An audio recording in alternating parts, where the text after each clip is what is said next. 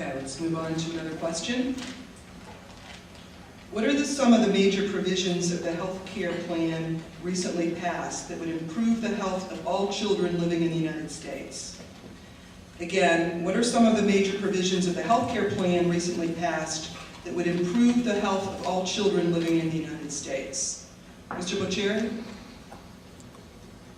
Thank you. Some of the major provisions that would help children obviously are allowing their children to stay on their parents' health care plan until they're 26. Katie from our congressional district was life flighted up to the Cleveland Clinic. She had renal failure, and she's fighting for her life. She's no longer a full-time student because of this. And she called and sent an email just the other day thanking us for passing the reform, allowing her to stay on her parents' health care plan. She would be in devastating shape had that not happened. We also make sure that all children in the United States are covered under some insurance plan, with the passage of the State Children's Health Insurance Program. SCHIP was 11 million children in the United States now who didn't have access to health care, now have access to health care. Also, we've ended pre-existing conditions for children. Jay Hawkins, a young boy, autistic boy from this congressional district, this county actually, wasn't able to get a health insurance card. His mother called me 3 weeks ago. For the first time, his 10-year-old boy, Jay Hawkins, has an insurance card because he was denied previously because he had a pre-existing condition. Now, there's big differences between my opponent and I on this, and I hope those come out this evening. Thank you, Mr. Renacci. Sure. I believe, again, the health care bill was a very complicated bill, as you all understand, with 2,000 pages. And we could have gotten a number of these things fixed in just a very short amount of pages. You know, pre-existing conditions, individual caps on certain illnesses, those are things that we should have worked on in a 4 or 5 page bill, and they would have helped children. The problem is, we took a bill and we made it a 2,000 page bill, which is increasing costs. So even though we have now new coverages and the opportunity to cover more, the cost is going up. And I have companies that I've talked to in this district, 68% increase in health care coverage, 52% increase, 28% increase. People are losing jobs now because the cost of health care is going up, because this bill didn't take into consideration how much the cost was going to increase. They're losing their jobs, and what's worse about it, we may cover the children today, but how about that family member that loses their job, loses insurance, because their company now had a 68% increase? Thank you, Mr. Ross. What I'd like to point out is this bill was primarily a health insurance reform, not a health care reform.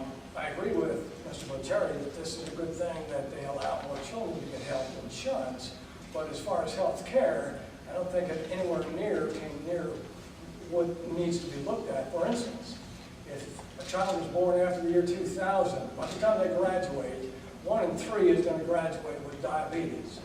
If you're from an ethnic group, 1 in 2 is going to graduate with diabetes. That is the open door to heart disease and cancer.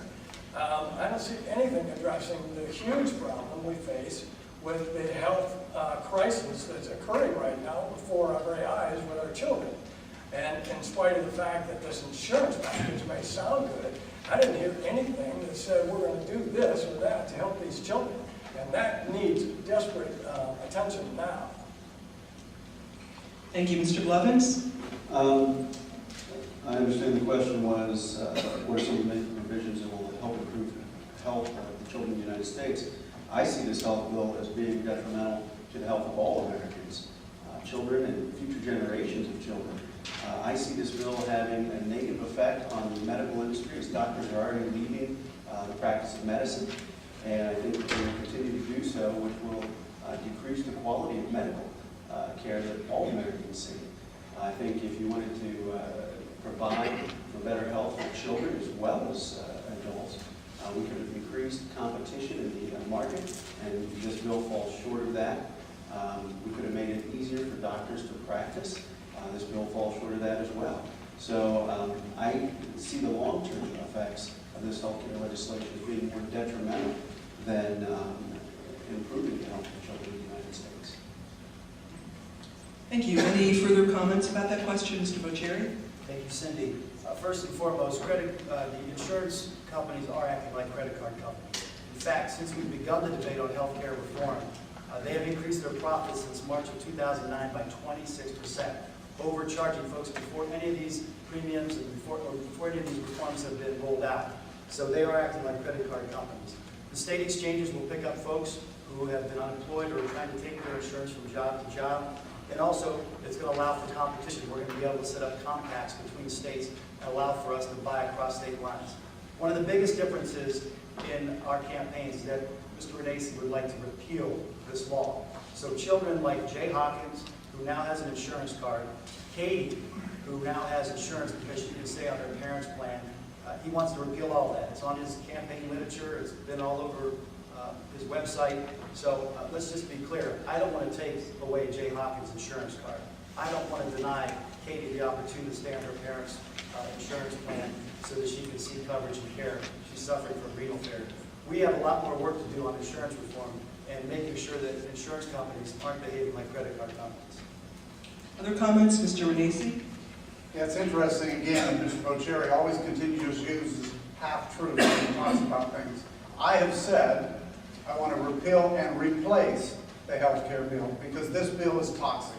I want to take provisions that are good, which are the pre-existing conditions and some of those ones I talked about, and put them in a 4 or 5 page bill, and then come back and make sure that the citizens and employees of many companies in this country do not end up with health care costs skyrocketing so they cannot have coverage.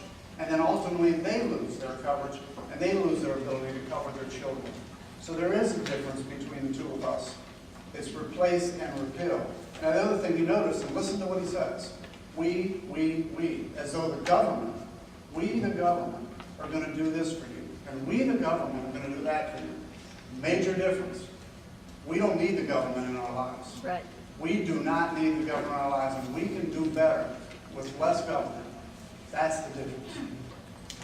Okay, other comments? Mr. Blevins? Mr. Boccieri spoke that we still need to improve the current health care bill. My question to that would be, then why not wait and get it right the first time? Okay. Other comments? Mr. Ross? Yeah, I'd like to point out that what we may have wanted with the health care bill was a beautiful young thoroughbred, and what we got by the time I got through the process was a two-legged, dumb, blind, deaf camel. We got a bill. Okay. And that's because of the process that developed that program. The process is political and it's intertwined with special interests, wealthy donors. Okay? That's my biggest concern. We're dealing with bills. They act as though they're going to be independent, free agents when they get to Congress. I'm going to do this or I'm going to do that. They can't possibly do that. They're Republicans or Democrats. When they get to Congress, they're going to be handed the playbook by their parties and they're going to be told to follow them. And they're going to do that because, just as you saw all through this decade, they have followed the political party playbook every step of the way. That's my complaint. Okay, other comments? Mr. Boccieri? Yeah, please. First and foremost, there is competition set up. It was a Republican idea. We incorporated it, but only in Washington can you propose an idea, introduce legislation, and campaign against it. Republicans voted in lockstep against state children's health insurance programs. They also voted against many of their own ideas that were included in this bill. So we've got to start somewhere. We've got to make sure that this job is not left undone. One of the biggest votes we have yet to take. We did it in the House. We need to do it in the United States Senate. There's only 2 industries in the United States of America that aren't governed by antitrust laws. One of them is Major League Baseball, right? They're paid millions, aren't they? And then we have the insurance industry. And we voted to make sure that they are governed by antitrust laws so they can't form monopolies and charge whatever they want in the state of Ohio. The second thing we've done to help control costs with competition, with broadening to make sure that folks buy private insurance.